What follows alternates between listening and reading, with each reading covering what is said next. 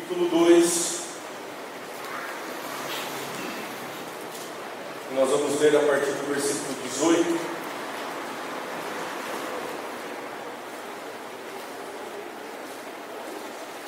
Se você está vendo alguém que está sem a Bíblia, ajuda ele nesse momento aí a acompanhar junto com você a leitura.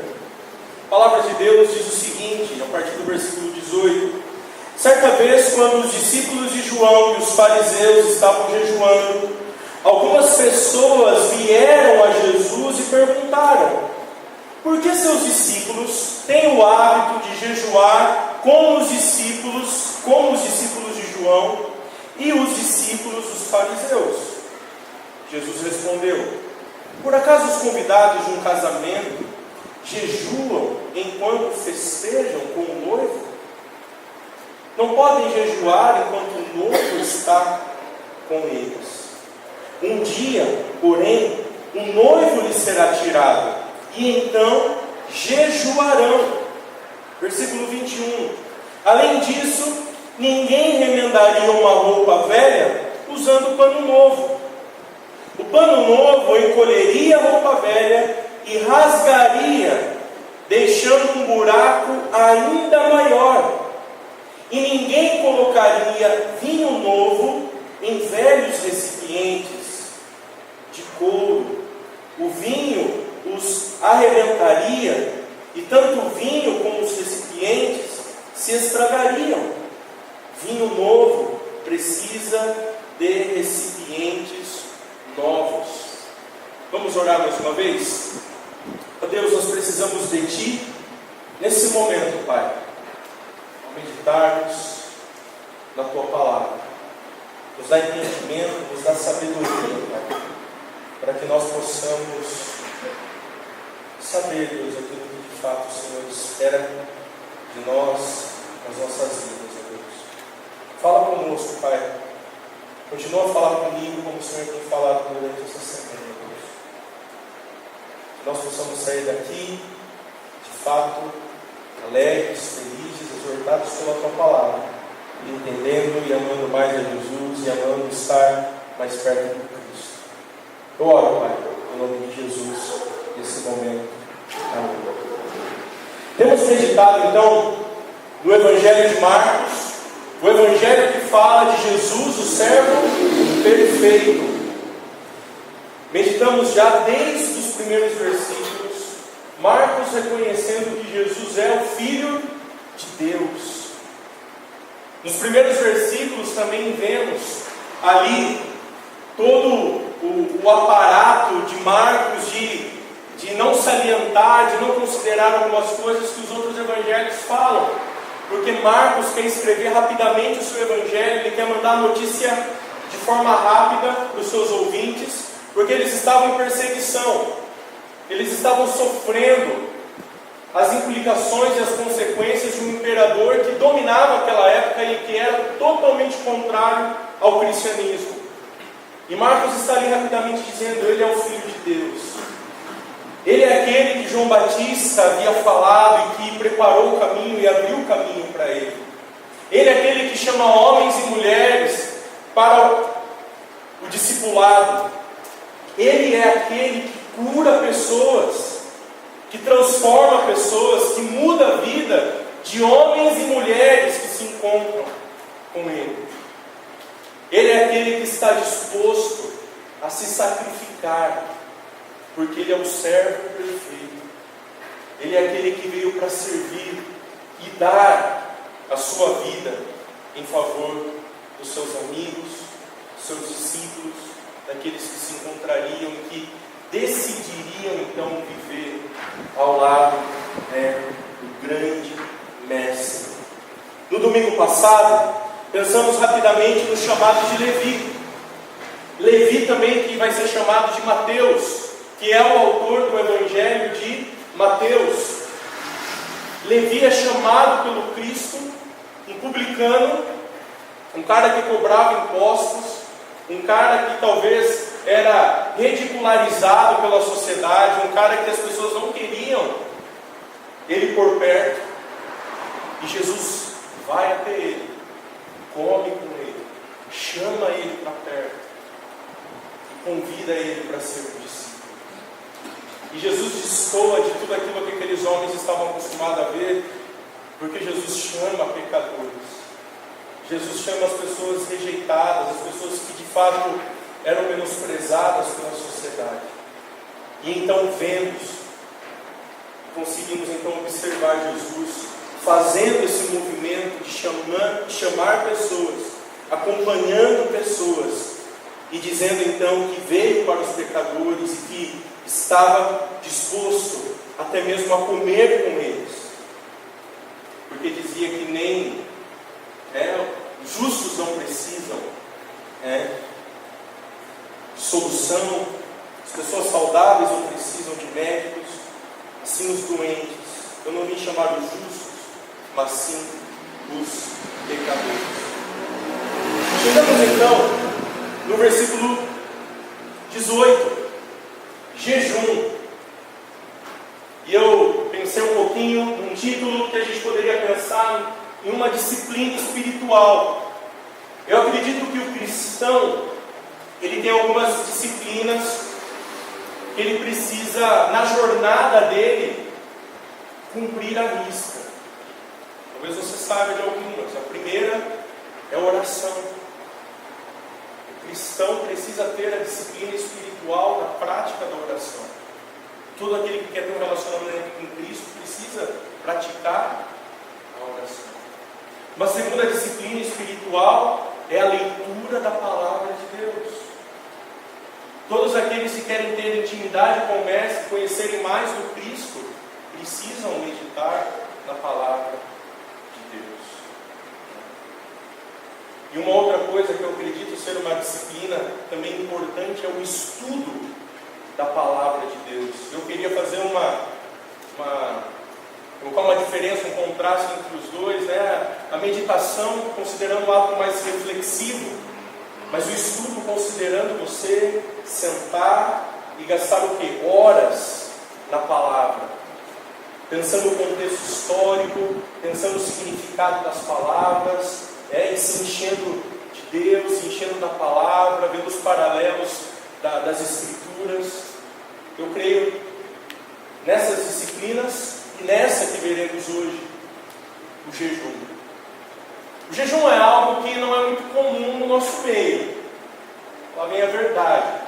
Não é algo que nós estamos acostumados a ouvir com regularidade. Não é algo que você vai numa igreja, hoje a gente vai falar sobre jejum. Não, é algo rotineiro, assim, que as pessoas comentam. Mas existem aqueles também que praticam o jejum sem saber ao certo o significado do mesmo. Como funciona, como que eu posso me comportar, o que eu devo fazer, como esse negócio de jejum é válido para os nossos dias ou não. É preciso fazer com regularidade ou não. E muitos, assim como John Wesley certa vez disse, algumas pessoas têm exaltado o jejum religioso, elevando-o além das Escrituras e da razão. E outras o têm menosprezado por completo. Então existe esse contraste. Existem aqueles que valorizam, mas que valorizam de tal forma, assim como nós vamos pensar um pouquinho nos fariseus, que aumentaram aquilo que a palavra de Deus dizia, e que impunha, dizia que todos deveriam cumprir aquilo que eles estavam praticando. Mas também existem aquelas pessoas que falam, poxa, jejum, parar de comer, não é para mim. Esse negócio de jejum não é comigo. Ficar um dia sem comer, como assim? Hoje comi um churrasquinho, que gostoso. Como assim parar de comer? O que isso tem a ver com espiritualidade? Deixa esse negócio de lado. Hoje a gente vai pensar um pouquinho no jejum como uma disciplina espiritual, assim como a oração, assim como a leitura da palavra e a meditação da mesma, assim como o estudo da palavra, a sua profundidade, e a gente vai considerar então o jejum. Quando nós pensamos em disciplina, a gente precisa pensar que A disciplina, ela faz parte de algo da nossa jornada, da nossa rotina. Por exemplo, essa semana que se passou, eu estou tentando me disciplinar para voltar a correr de novo. Isso é difícil, né? Na terça, depois que eu terminei, falei, poxa vida, joelho doendo, as costas doendo, né? Falei, poxa, mas tem que ter o quê? Tem que ter disciplina. De repente o corpo já não sente, o corpo começa a pedir aquilo. Muitos aqui são dedicados nisso, né? Nós temos disciplina em várias áreas da nossa vida, no seu trabalho, nos seus estudos, dentro de casa, no cuidado. Existem coisas que nós estabelecemos, e que para que possam funcionar, para que possam ter, de fato, consequências positivas na nossa vida, elas precisam acontecer com regularidade, de forma plausível. E hoje nós vamos pensar então no jejum, considerando como uma disciplina, como algo importante para a nossa vida, como algo importante para o nosso relacionamento com Deus, com o Eterno. Rapidamente eu gostaria de fazer algumas considerações do texto. A primeira delas, que a gente precisa pensar um pouquinho. Jesus havia sido questionado por comer com pecadores. E agora ele vai ser questionado porque ele come. Pergunta é, por que você come, Jesus? Por que você se alimenta? Os outros fazem jejum e o Senhor não faz. Os seus discípulos não fazem. Uma outra questão. Existe uma preocupação com os rituais por conta dos judaizantes. O jejum era comum no ambiente judaico, mas existia também, como eu estava dizendo, um acréscimo. Existiam algumas coisas que não continham na palavra de Deus e que estava sendo imposto para que as pessoas então praticassem. Olhem só comigo aqui na tela ainda. A lei exigia o jejum apenas no dia da expiação, mas a tradição judaica havia acrescentado vários outros jejuns. Pensem só então um pouquinho nisso. E agora nós vamos entender um pouquinho mais o porquê dessa discussão. Olha só, os discípulos de João e os fariseus praticavam jejum. Os fariseus jejuavam 2 vezes na semana. A tradição diz que era segunda e quinta-feira.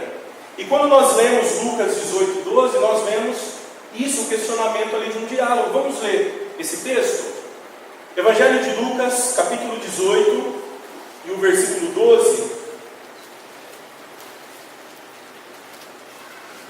Para nós entendermos um pouquinho mais o panorama.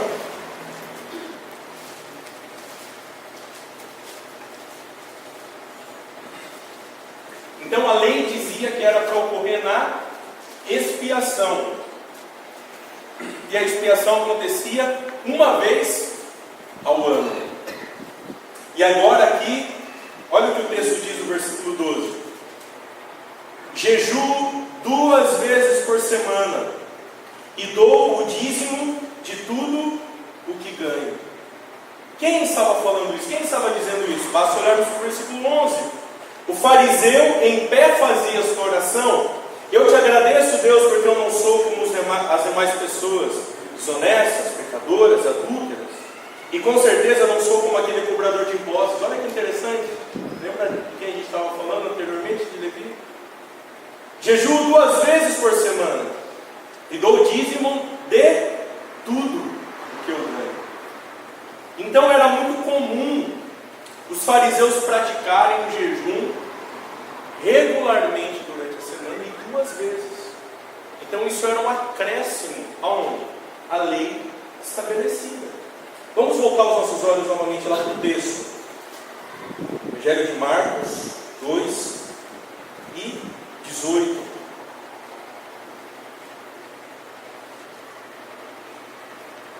Deixa a sua Bíblia aberta aí. A gente vai pensar um pouquinho agora, mas o que é essa palavra jejum? Qual é o significado dessa palavra? E nós vamos olhar um pouquinho para o texto original, para a gente considerar o que é o jejum. Você pode acompanhar aqui comigo. Existem duas palavras para a gente considerar, aliás, três palavras sobre o jejum. A primeira é tesmo, no hebraico, a segunda nesteia e a terceira azitel. Duas no grego e uma então no hebraico. E qual é o significado? O significado é abster-se de comida e bebida com exercício religioso inteiramente. Se o jejum é de apenas um dia ou por costume e opção alimentar, ou se por vários dias. Esse é o significado da palavra jejum. A prática de abster-se de comida e provavelmente também o beber pode ser feito como uma expressão de remorso por um delito, como uma expressão de luto por uma perda, ou como uma disciplina espiritual destinado a ajudar alguém a focar em questões espirituais. Esse é o significado da palavra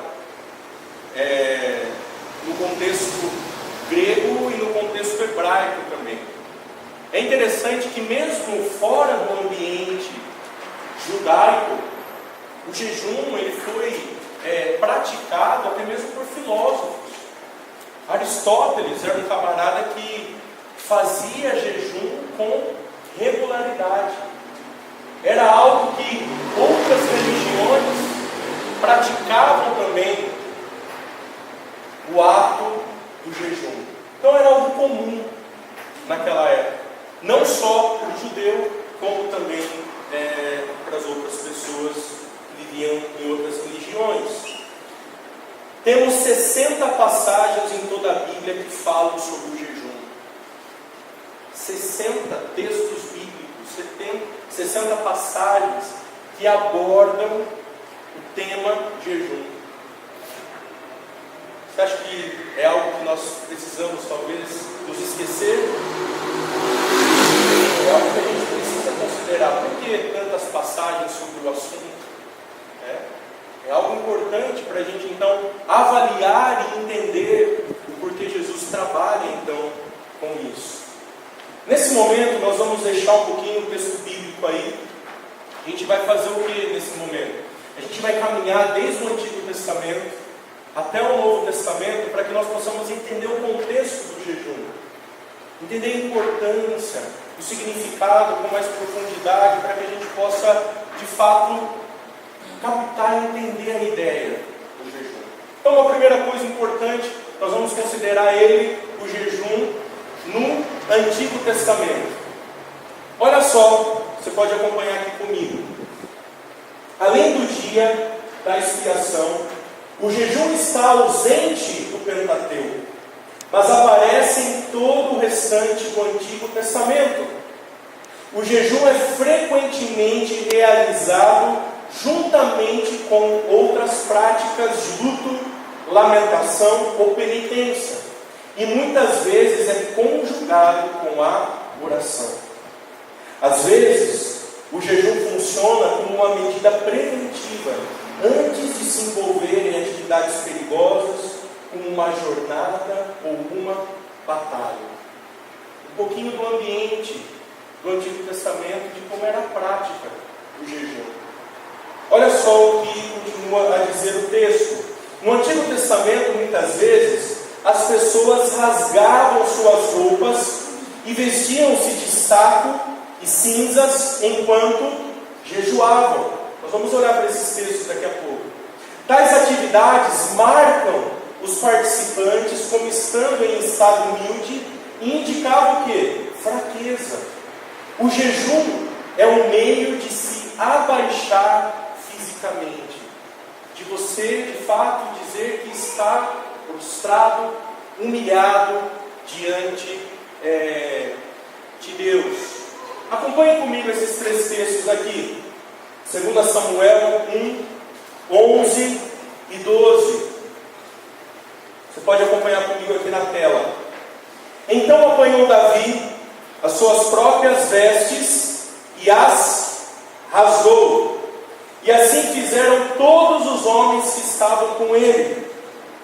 Prantearam, choraram e jejuaram até tarde por Saul e por Jonatas, o seu filho, e pelo povo do Senhor e pela casa de Israel, porque tinham caído a espada.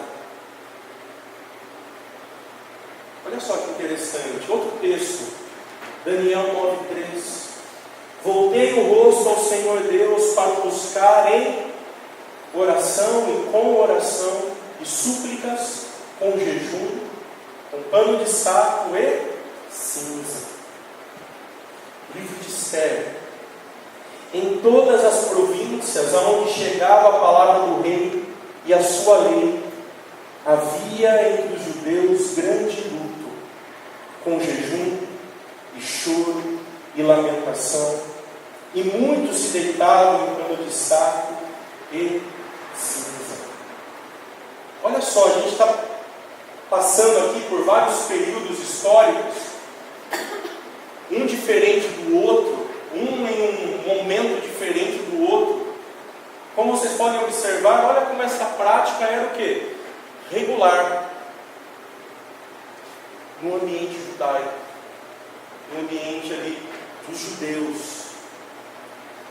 O jejum e o dia da expiação. A lei mosaica contém apenas um comando para jejuar, ligado ao dia da expiação, Levítico 16. O texto hebraico usa outra palavra, chamada aí de na, ou aná, que é frequentemente traduzido como negue-se a si mesmo.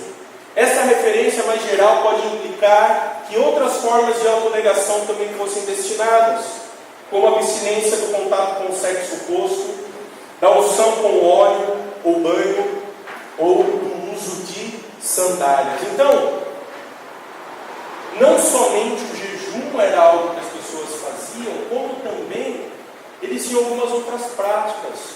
O banho cerimonial, que era muito comum, o uso das águas ali, com a ideia da purificação, o contato sexual, a mulher com o marido com a esposa, tudo isso acontecia no ambiente do jejum, no dia da expiação. Por quê? Porque as pessoas voltariam os olhos para quem? Para Deus. O foco era o autor, o foco era o eterno, o foco era o Senhor. Então tudo aquilo que roubava a atenção, eles deixariam de lado por um tempo, para que pudessem ter um tempo exclusivo para o Senhor Deus. O jejum nos dá a ideia também no ambiente da expiação, com o significado de afligir, de enfraquecer, de ser humilde e de se tornar abatido. No dia em que os pecados do povo deviam ser expiados, afligir ou negar-se a si mesmo pelo jejum serviria como um sinal exterior de arrependimento, interior por quebrar a lei de Deus. Então o jejum era a demonstração clara de humilhação, de dizer: Senhor, eu preciso de Ti, pequei sim, e estou aqui demonstrando por meio dos meus atos externos, por meio da prática do jejum, o quanto estou o quê? Prostrado também internamente diante daquilo que cometi. E para nós terminarmos aí considerando o jejum no Antigo Testamento, o outro propósito desse jejum pode ter sido a crença de que a suspensão temporária de atividades normais, como comer, permitia que alguém se concentrasse em Deus e reconhecesse a dependência dele, assim como nós acabamos de considerar. O camarada chamado Gene fala um pouco disso no seu comentário. Olha só quanta coisa do jejum aonde? No Antigo Testamento. E olha só agora o que a Bíblia fala do jejum no Novo Testamento. Olha só como é importante nós considerarmos também. No Novo Testamento, o jejum ocorre principalmente nos evangelhos, onde há uma prática regular de João, seus discípulos e os fariseus, no texto que nós estamos meditando. Jesus jejua por 40 dias durante a sua tentação. Lembra? Já pensamos nesse texto no próprio Evangelho de Marcos. No deserto, Lucas e Atos escrevem o jejum como parte da adoração. Ou seja, a lei pedia um dia do ano. E Jesus fez 40 dias no deserto, sem água e sem comida. É para imaginar 40 dias no deserto, com Deus, com intimidade com o Pai, conversando. Era isso que Jesus estava fazendo, investindo no relacionamento dele com o Pai. Textos, alguns outros textos falam sobre isso, como a gente pode observar. No livro de Atos, os primeiros jejuns cristãos aparecem ter sido voluntários e realizados por uma série de razões. A primeira delas é a autodisciplina, e a segunda é o reforço durante a oração, chamando a bênção de Deus para a missão da igreja. A igreja em Antioquia se engajou em jejum antes de enviar o quê? Missionários. Olha só que interessante. Antes da igreja em Antioquia enviar quem? Qual que é o texto aqui de Atos capítulo 13? Quem está sendo chamado aqui? A igreja está encaminhando para o ministério. Paulo e Barnabé. E antes deles serem enviados, antes da igreja os abençoar para a missão, houve o quê? Jejum e oração. Olha só, em conexão também com a nomeação do quê? De presbíteros. Olha que interessante. A escolha da liderança na igreja, antes dela ser feita, existiu o momento da prática do jejum e da oração. Olha como a igreja primitiva, os primeiros cristãos praticavam o jejum, considerando a questão da missão, de uma igreja em missão, de uma igreja missional, de uma igreja que de fato vive a missão, na prática do jejum e também na escolha ali da liderança. Olha só como a Bíblia fala sobre jejum.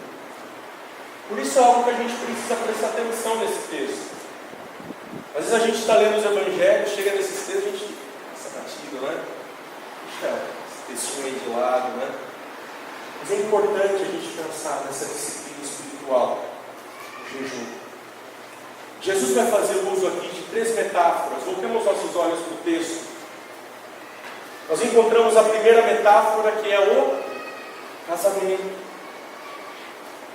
É interessante que o texto de Mateus, quando Mateus vai contar, ele vai dizer: no casamento você faz o jejum em luto. Mateus vai usar a palavra luto lá no Evangelho que ele escreve. Porque é um momento tão alegre, feliz. E quando nós olhamos para o texto, quem é o noivo desse casamento?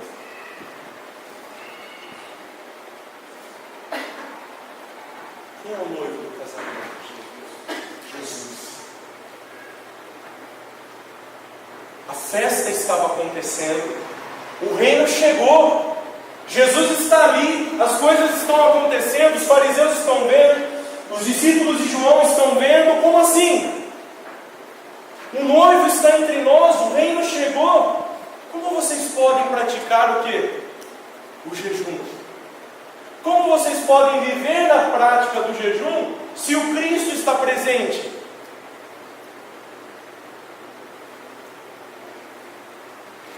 Quando nós olhamos para o Apocalipse, sempre Jesus é chamado do quê? Noivo. E o texto diz que, versículo 20: um dia, porém, o noivo lhe será tirado, e então jejuará. Jesus está dizendo o seguinte: olha, eu não proíbo a prática do jejum. Eu não proíbo você praticar o jejum. Mas não é o momento. O momento é de celebração. Porque eu estou no meio de vocês. Eu estou aqui. E naquele ambiente, presente, o Cristo encarnado se fazia visível para todos. Eu estou aqui. Entre vocês. Uma outra metáfora é o remendo novo. Quando nós olhamos para o versículo 21, além disso, ninguém remendaria uma roupa velha usando pano novo. O pano novo encolheria a roupa velha e rasgaria, deixando um buraco ainda maior. E uma outra metáfora é dos odres novos, dos recipientes novos. Versículo 22. Ninguém colocaria vinho novo em velhos recipientes de couro. O vinho os arrebentaria, e tanto o vinho como os recipientes se estragariam. Vinho novo precisa de recipientes novos.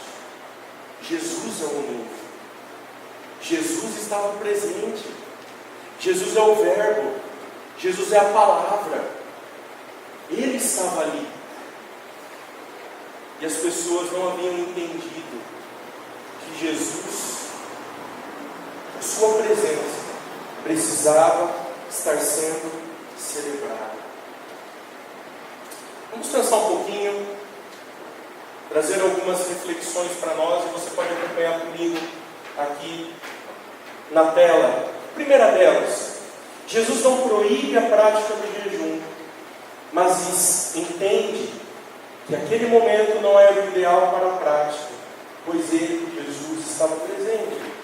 A segunda coisa, aquele momento era de alegria e não de lamento, pois o reino e o Messias haviam chegado. Jesus está ensinando que a prática do jejum também não pode ser um mero ato religioso. Porque o fariseu simplesmente fazia o quê? Só passava fome. Não tinha um caráter espiritual. Não tinha uma intimidade com Deus. Era algo que, é isso aí, hoje eu vou ficar sem comer. Segunda e na quinta. É isso aí. E vou questionar ainda quem não faz, quem não pratica. E o fariseu ainda se fazia de pobre coitado, com a cara suja, para demonstrar a todos ali da sua comunidade que ele estava na prática do jejum. Outra questão importante: os fariseus questionavam aqueles que não praticavam o jejum, mas se esqueceram que isso era algo particular entre Deus e seus filhos. O jejum é algo muito privado. É algo entre você e Deus. Entre Deus e você. Você não sai aí com bandeirinha dizendo estou em jejum.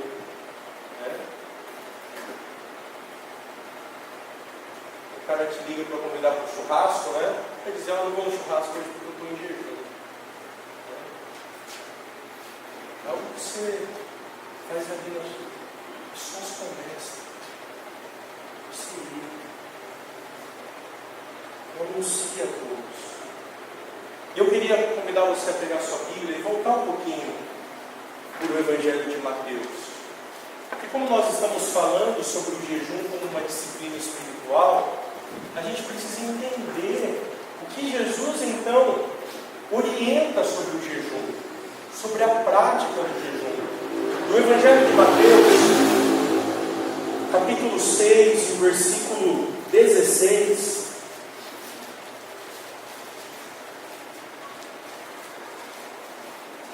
no Sermão do Monte, Jesus fala sobre o jejum.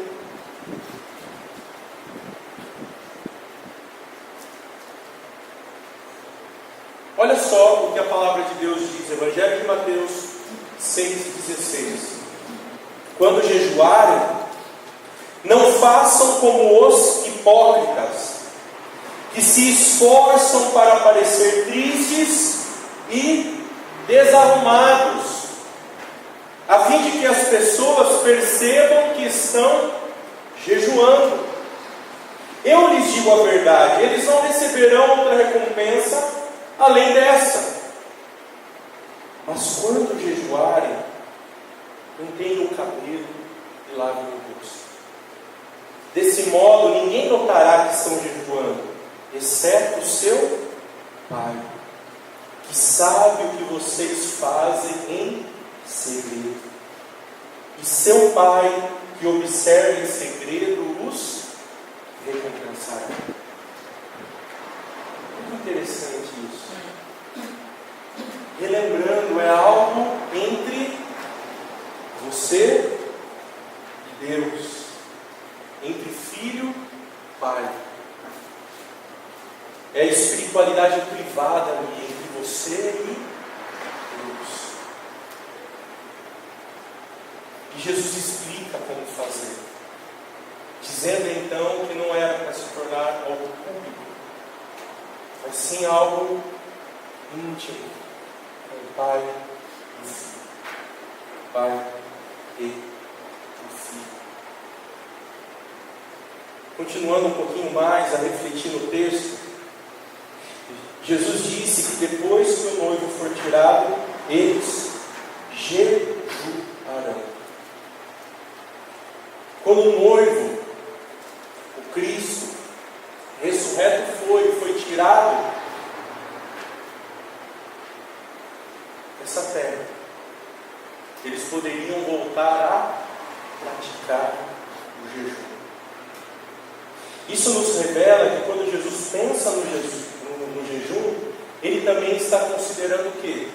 A vinda do reino. Isso é algo muito importante, porque o lamento também está considerando isso. O lamento cria em nós a expectativa de algo melhor, de algo maior, que está vindo, que está chegando, e que se concretizará de forma plena o reino. O reino já chegou? Sim, mas ele não é pleno ainda. Mas um dia ele será pleno. O noivo reinará plenamente. Quando o noivo for retirado, o povo sofre no coração e precisa do jejum. Quando o noivo fosse retirado, o povo precisaria praticar o jejum. Eu queria deixar aqui para nós esse momento, caminhando para o fim, algumas conclusões. E eu queria que você prestasse muita atenção nessas conclusões, para que todos nós aqui saiamos desse lugar entendendo corretamente o que é o jejum. Essa disciplina, que é importante para nós. Que é importante para nós. A primeira coisa, o jejum não é simplesmente ficar sem comer, mas sim ser acompanhado por um período, a oração, meditação na palavra, exame da alma, comunhão com Deus, quebrantamento, arrependimento e mortificação da carne. Quando nós olhamos para esses exemplos, eles são exemplos vivos que ocorreram durante toda a Escritura e que pode ser um estímulo também para nós.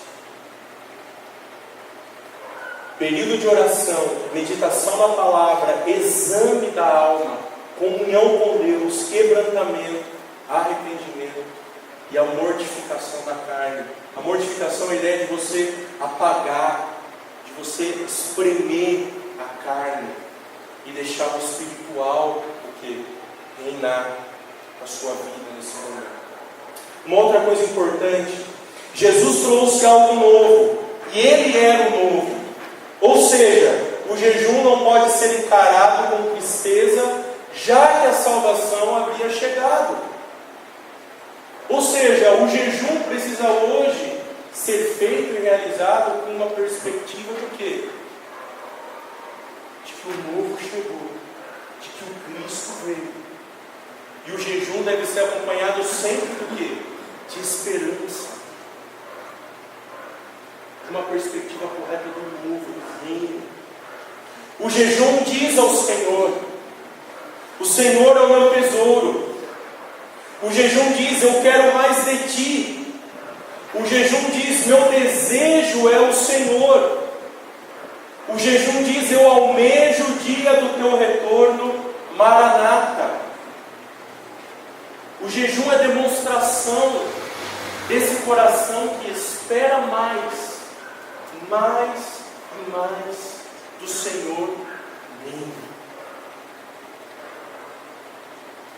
Não somente isso, o jejum revela intensidade e expressa a nossa dor por Jesus, almejando o seu poder, almejando ver pessoas curadas, salvas, casamentos redimidos e o reino avançando. O jejum está ligado sim com intensidade e expressando a nossa dor por Jesus. A nossa dor de querer o quê? Mais Ele. De querer ver o quê?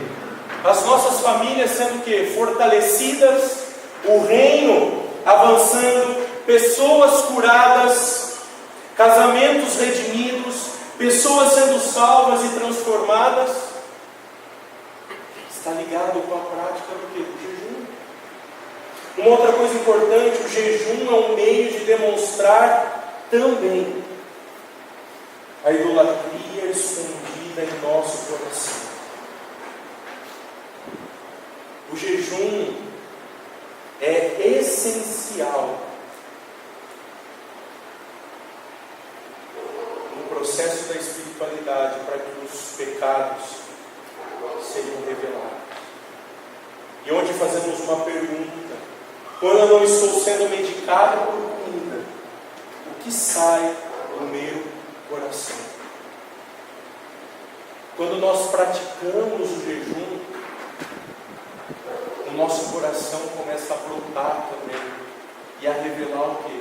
Pecados que muitas vezes estão instalados no mais profundo do nosso ser.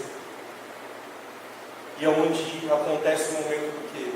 Do arrependimento, da confissão e do anseio maior pelo eterno.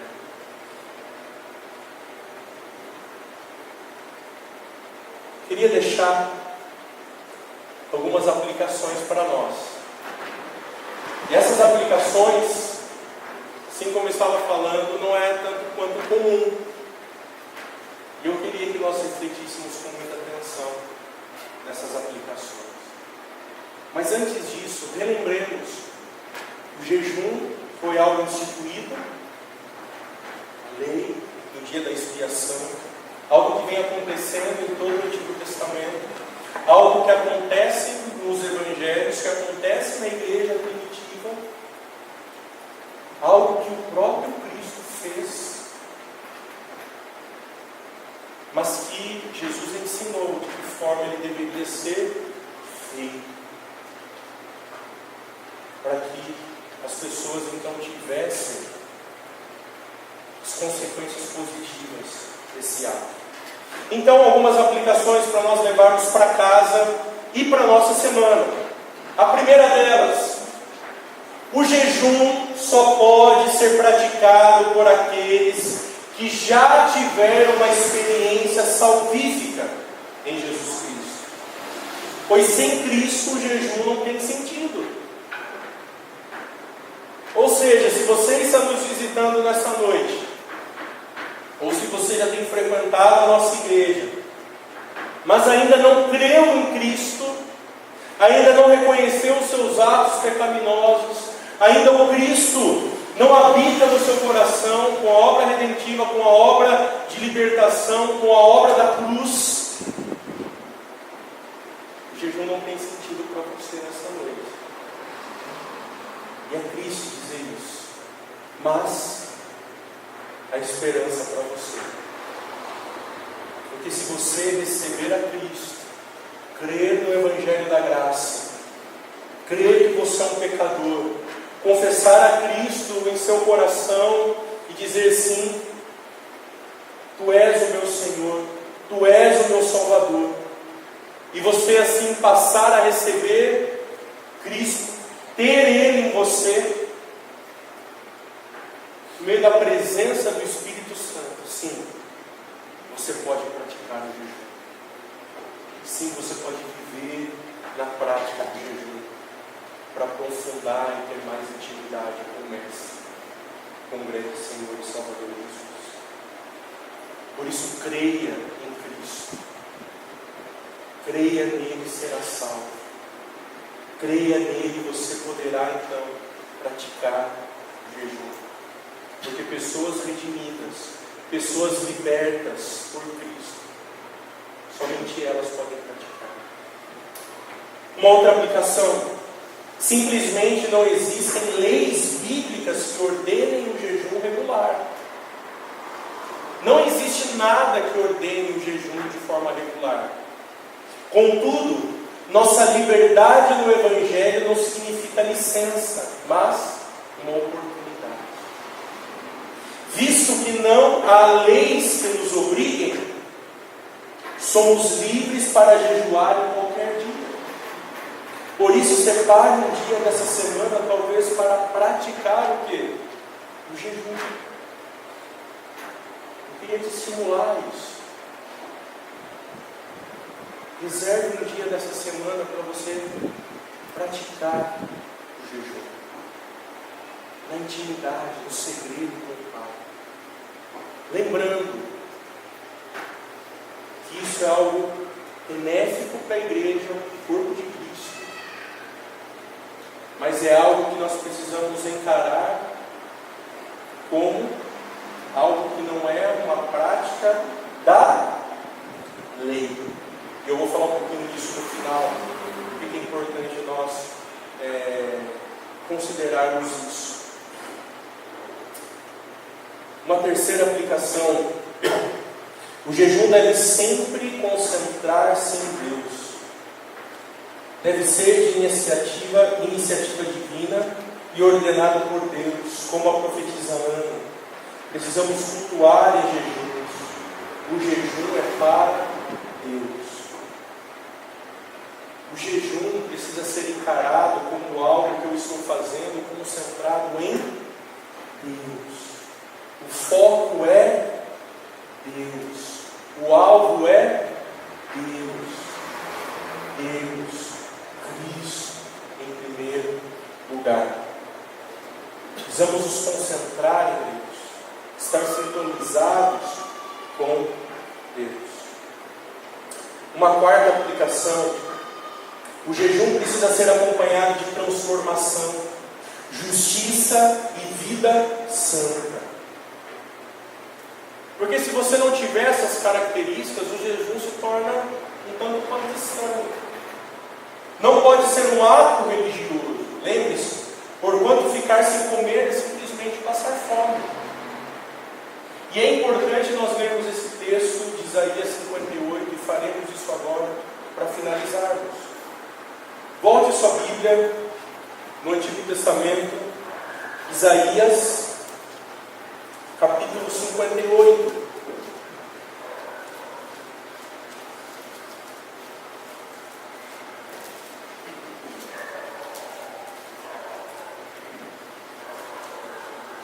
Nós vamos ler a partir do versículo 1.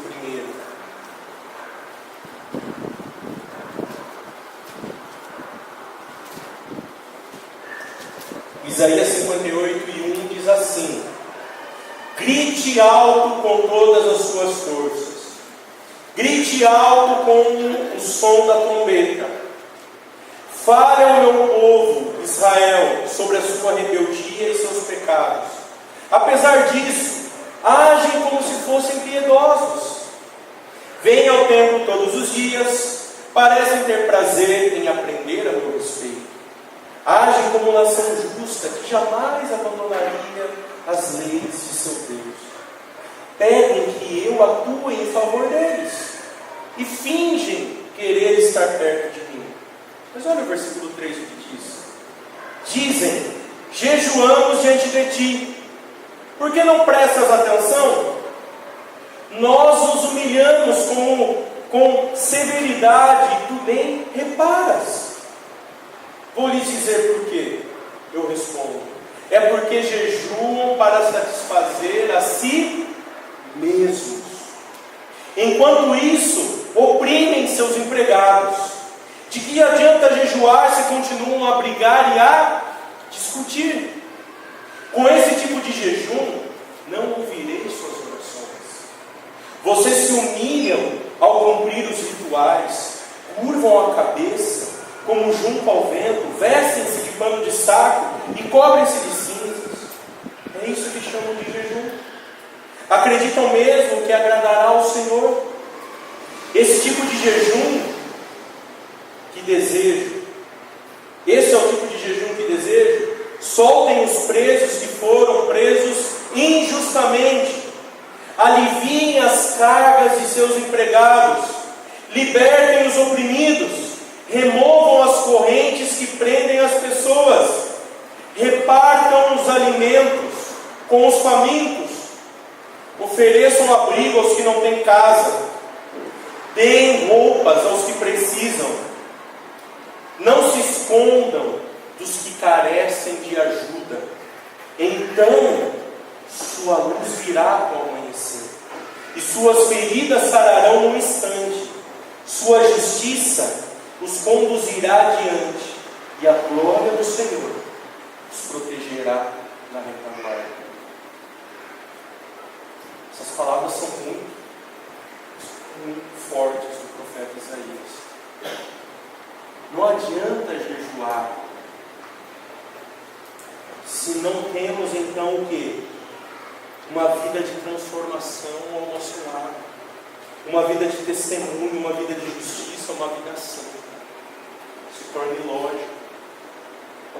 E por isso há esse constrangimento vindo diretamente do Senhor em dizer: olha, não adianta de nada o que vocês estão fazendo. Do seu lado tem gente passando fome e você não oferece um prato de comida. Daquele outro lado tem um camarada que foi preso injustamente e você não faz nada por ele. Daquele outro lado tem um camarada que precisa de uma casa e você não oferece a sua casa para ele. Tantas e tantas coisas que precisam ser acompanhadas. As práticas da justiça, de uma fé operosa na vida dos filhos de Deus.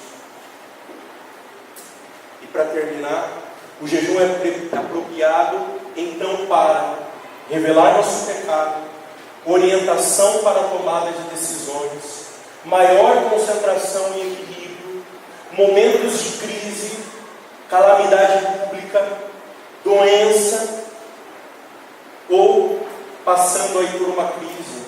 Quem havia notado? Repetir 2 vezes.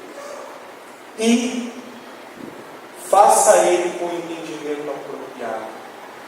Esses são talvez alguns momentos que a gente possa fazer.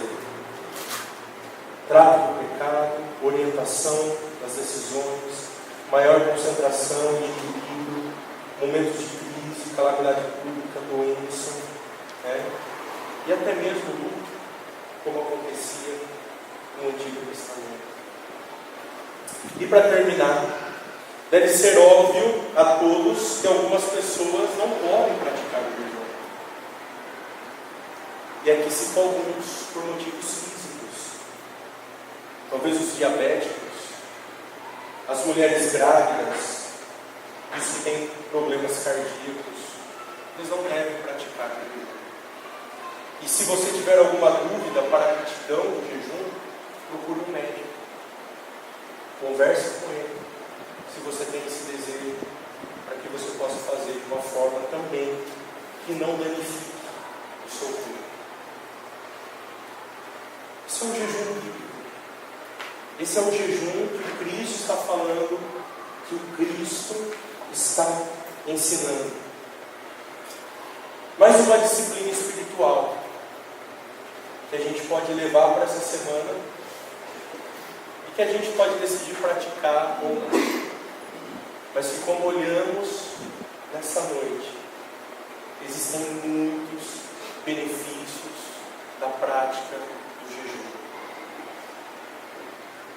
Benefícios que perduram por uma vida, que podem sim nos ajudar.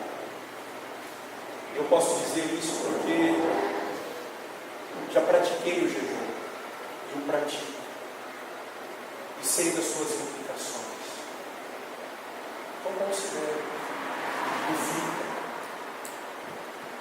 para que você talvez comece a praticar essa disciplina, que talvez irá trazer muitos benefícios para a sua vida espiritual, se praticado de uma maneira correta, para a glória de Deus.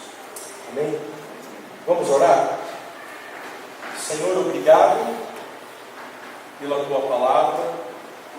Obrigado porque o Senhor nos orienta